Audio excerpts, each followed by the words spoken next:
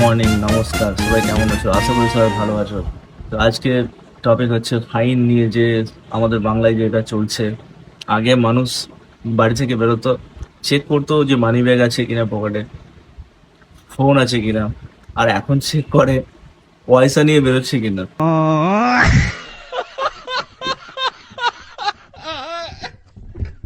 মানুষ এখন আতঙ্কিত।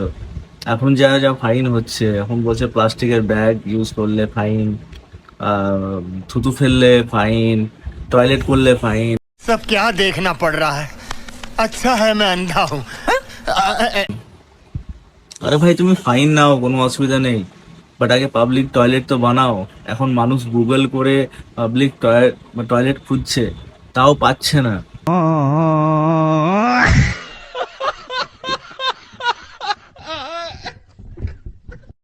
আগে ফেসিলিটি দাও, অবশ্যই মানুষ টাকাও দেবে, কেন দেবে না।